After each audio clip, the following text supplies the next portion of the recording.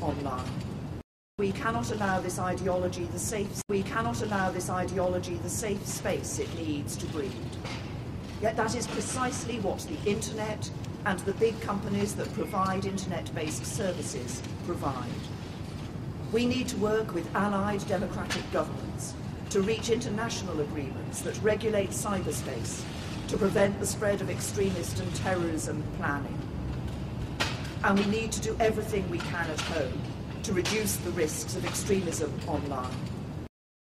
To another person. The 4 accounts you brought to our attention, we've suspended 3 of them when we were made aware of them. The one that remains, one of the things we look at is context. So the way that an image is perhaps communicated to another person as opposed to not to. So there is a distinction between taking an image and targeting somebody who maybe identifies with the protected category in that image and posting it on its own. So many of the accounts that you raised with us were highlighting people who were posting images to other people, perhaps who would belong to those protected categories. And in this one case, the tweet that was reported wasn't directly sent to anybody else. And while it was highly offensive, it didn't breach our rules around hateful conduct. So despite the fact that it includes a hashtag deport all Muslims with a very disturbing graphic cartoon, which clearly is designed to alarm and distress, that doesn't breach your community standards. I would say in this context, we reviewed that particular tweet and that particular image, and we found it wasn't in breach of our hateful conduct policy. Until yesterday, when we raised concerns with you, you still had a whole load of neo-Nazi videos on YouTube. Why? We rely on our community of more than 1 billion people around the world to flag videos to us that they think may break our guidelines. So when drawn to our attention, that material comes down. It comes down very quickly. So we get something like 200,000 flags a day, and we're hitting a target of about 98% reviewed within 24 hours. So when drawn to our attention, our teams look at that material. If it breaks our guidelines, it comes down. You still have on Facebook a couple of the pages that we raised with you. One is called Ban Islam, and another one is called The Truth About the Talmud, both of which have some deeply offensive and racist things on them. But these pages in and of themselves do not violate, because we make it clear that you can criticise religions, you cannot express hate against people because of their religion. So Ban Islam is a page which is designed to criticise Islam as a religion. It is not expressly, in and of itself, designed to attack Muslims. We want to improve, but I think to suggest that we are in some way negligent or not caring about this issue is simply not true. We deploy a lot of time, effort and resource to trying to improve what we do in this area. But you all have millions of users in the United Kingdom, and you make billions of pounds from these users.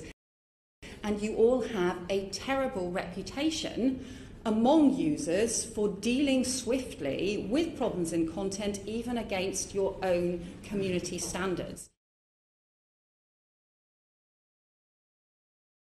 How's it going?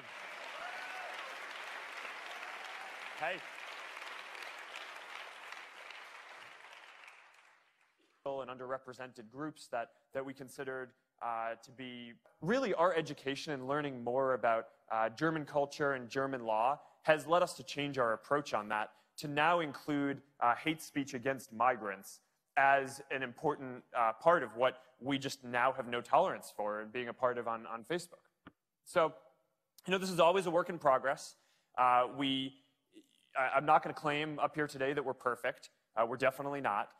Our system relies on people in the community being able to reach out and tell us what they think is offensive, and then we staff teams of people, hundreds of people around the world, to be able to go look into those claims and follow the guidelines to take down the content that we feel is hate speech according to those policies. Information they want, so if they only want to see information, can get the most relevant experience there possible. And we definitely think it's possible to get there. We're always trying to do better. And this is an area where we recognize how sensitive this is, especially with the migrant crisis here and all the sensitivity around that recently. And this is something where just being engaged more with the German people and the culture and government and civil society here, I think has pointed us and helped us get in a bit of a better direction. There's still work to do. We want to do that. But I think we hear the message loud and clear, and we're committed to doing better. There's not a place for this kind of content on Facebook. So, Mark, we take a question from the room over here. So who has a question in, I'm just looking here at... There's no way when you're doing something live that it can be curated. By definition, it's not. It's what's going on live. So it's very freeing. It gives people the ability to express what's going on in their life now, what they care about, without having to feel like it's some super curated thing. And I think that that's going to be really powerful. What we've seen so far is that the demand for it has been very great. Not just for the public figures and people who have big audiences who we expected to really enjoy it, but also for a lot of young folks, people in high school and college who really want these kind of raw, emotional, visceral ways to share and connect with the people around them. So, and that's an issue, right? In understanding language and image recognition I'm very optimistic about AI, right? I think, there are people in the world who, think that this is going to be a great thing, and then there are people in the world who are very afraid of it. And I'm definitely on the side of hope and optimism and thinking that this is about to be a really great thing that solves a lot of human problems. And, whether it's being able to understand language and read posts to better identify hate speech so we can do an even better job of serving our community, or some of the other things that we see in the field, right? Self-driving cars, right? I mean, one of the leading causes of death around the world is car accidents, right? If we can just, even if we don't make our cars fully self-driving, if we can just install the ability to detect when, a person is in front of a car or you're in a dangerous situation, just automatically hit the brake, we could save millions of lives. That's AI. Giving people the ability to say that they're angry about something. So, thank you.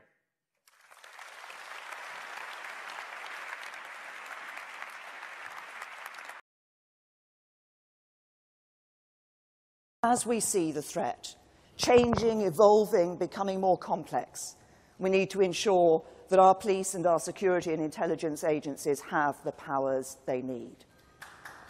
I mean longer prison sentences for those convicted of terrorist offences. I mean making it easier for the authorities to deport foreign terrorist suspects back to their own countries.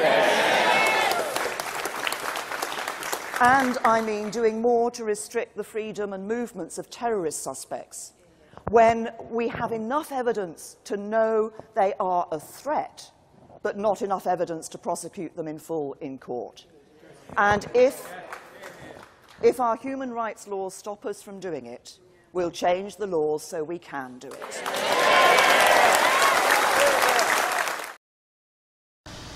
Hey Charlotte County, this is Charlotte County COPWATCH, and I wanted to explain what fair use is. You can use pieces of news articles if you're doing it for news reporting, you have commentary, and you're doing it for education purposes. So that's what fair use is, as you can see right here. Another reason why I wanted to make this video is to let you know I have just joined with Patreon. A nice thing with Patreon, I make no money on YouTube. They took the money away years ago, and so this is another way to give, and it's a nice thing too because you can give monthly. You can give $1, $5, $10, whatever. I do 4 to 5 hours a day on trying to wake the sheeple up on how corrupt it is and different ways that you can fight the corruption. So Patreon is a way that you can do it, and then of course the old way is still there. Donate to Sheriff County COPWATCH with PayPal or credit card. So keep that in mind. 4 to 5 hours a day. I make no money, but the corruption happened to me and I'm sick of it, so I'm trying to wake people up. But my wife would love it if if we could get some help out there. There's 47,000 subscribers. Just think if each one of you subscribers just gave let's say actually yes, $1 a month. 47,000 subscribers gave $1 a month. That would be awesome. That's not going to happen. But anyways, that would be great if it did happen. But you know, do the math in your head. Just think about it. Like I said, 4 to 5 hours a day. I get no money from YouTube. YouTube has gone nuts. You can't do anything anymore. They're taking the money away everywhere. So these are a couple different ways that you can still help out with all this time that I put in. And as you know, I'm in a special situation where, you know, at least I can do it. You know, 4 to 5 hours a day. We have a cleaning company during the day. That's what allows me to do this, and we're debt free. So this is my hobby. I don't go fishing and all that other crap. I try to save the world. So help me out to make the wife happy, man. In fact, if you guys did give $1 a day, and there was 47,000 of you, and you did it, and each of you gave $1, and that was every month, oh my God, yes, I could quit. I could start suing them. Another idea too that we have is, you know, if I got, you know, some funds, we could actually contact everyone that has been ticketed and or arrested and put in jail and start sending them postcards to let them know we're here, and to see if everything went all right, and if it didn't, find out their story. So we could even do more investigations and more lawsuits. Lawsuits take money. So just think about that. You know, 47,000 of you so far right now. You know, $1 a day. I mean, $1 a month on Patreon, or $5 a month Patreon, 10, 20, whatever. Just do the math in your head. Help out. This is a lot of work every single day. Thanks.